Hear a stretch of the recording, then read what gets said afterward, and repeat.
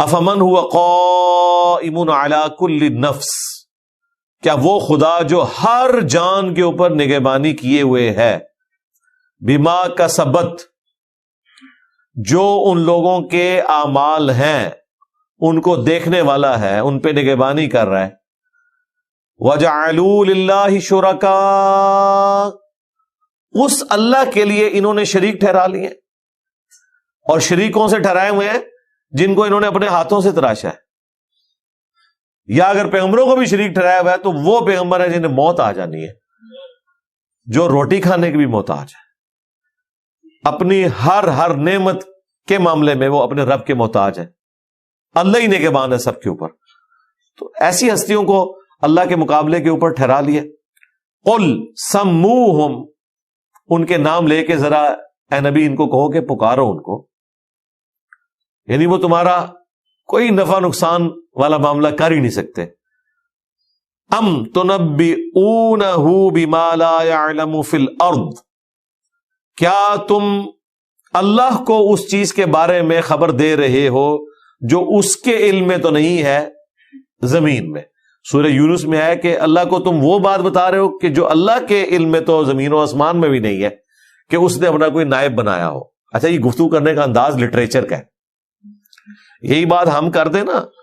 تو کہتے ہیں یہ کیا آپ کہہ رہے ہیں کہ اللہ کے علم ہی نہیں ہے، یہ اور بات ہی ٹر پہ دینا ہے۔ بھائی بات سمجھانے کے لیے بیان کرنا پڑتا ہے۔ یہ بات کہنے کا مطلب یہ ہے کہ اللہ تعالیٰ کے علم میں نہیں کا مطلب یہ نہیں ہے کہ اللہ کے پاس علم نہیں ہے، مراد یہ کہ کائنات تو اللہ نے بنائی ہے،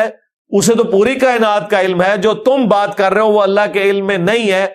تو سمجھو بات ہے ہی نہیں ہے، ہوتی تو اللہ کو تو پتا ہوتی، لیکن اللہ نے اس بات کو اس انداز میں نہیں کیا۔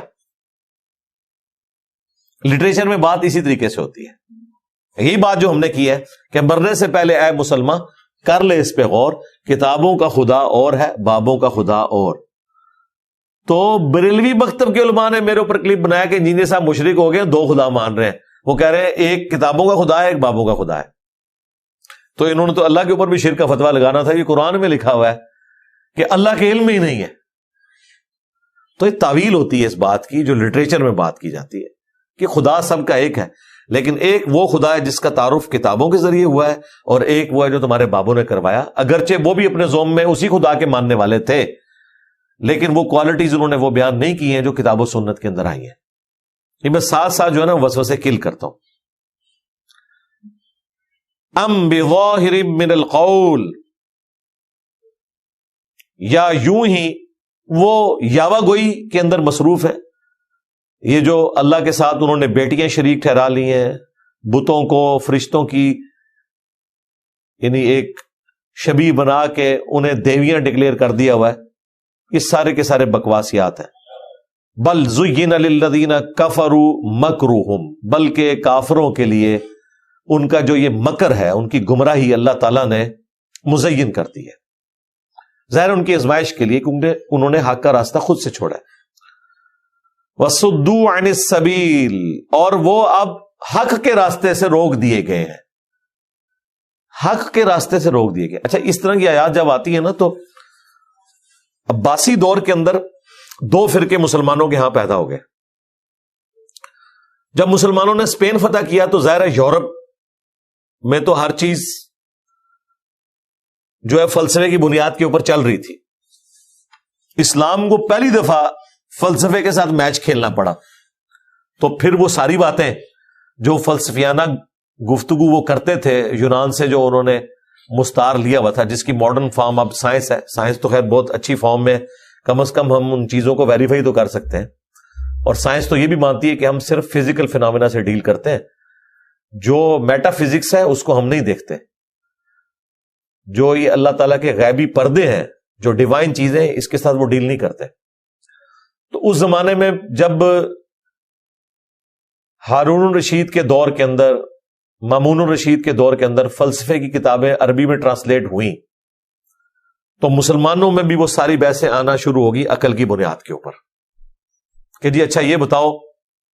کہ اگر ہر کام اللہ کی مرضی سے ہو رہا ہے تو اس کا مطلب ہے جو ہم گناہ بھی کرتے ہیں یہ بھی اللہ کی مرضی سے ہے، جو ہم اچھائی کرتے ہیں یہ بھی اللہ کی مرضی سے ہے، تو ایک اسٹرکٹ عقیدہ پیدا ہو گیا لوگوں کے ہاں، وہ تھے جبریہ، جو کہتے تھے یہ ہم پہ جبر کیا گیا ہے اور ہر چیز اللہ کی مرضی سے ہو رہی ہے، ہم چاہیں بھی تو نیک نہیں بن سکتے اپنے اختیار سے۔ وہ پھر اس قسم کی آیات سے نا اپنے عقیدے کو پکڑتے تھے۔ دیکھو اللہ تعالیٰ فرما رہا ہے، دیکھو ان کو حق کے راستے سے روک دیا گیا، باقی ساری آیات وہ چھوڑ دیتے تھے، والذین جاہدوا فینا لنہدینہم سبلنا، ان آیات کو بھی چھوڑ دیتے تھے کہ اللہ تعالیٰ حق قبول کرنے والوں کو حق کی طرف رہنمائی کرتا ہے، اور جن لوگوں نے حق سے اناد کیا ہوتا ہے تو اس حق سے اناد کرنے کے سبب اللہ تعالیٰ ان کے دلوں کے اوپر مورے لگاتا ہے، پہلے نہیں لگاتا، وہ اوور لک ہو جاتی تھی چیزیں۔ اچھا، دوسری ایکسٹریم پہ پھر ان کے مقابلے پہ آگے قدریہ، جن کا موقف تھا کہ تقدیر کوئی چیز نہیں ہے، جو ہم چاہتے ہیں نا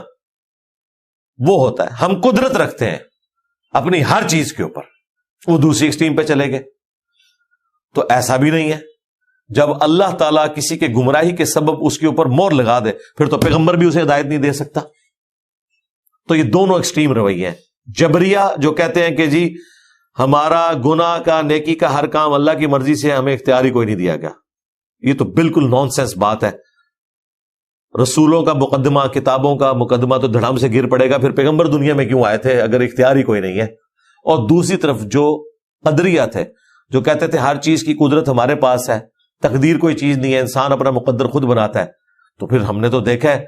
کتنے کامیاب لوگ بظاہر دنیا میں ناکام ہو گئے اس وجہ سے کیونکہ اللہ نے کوئی آزمائش رکھی ہوئی تھی،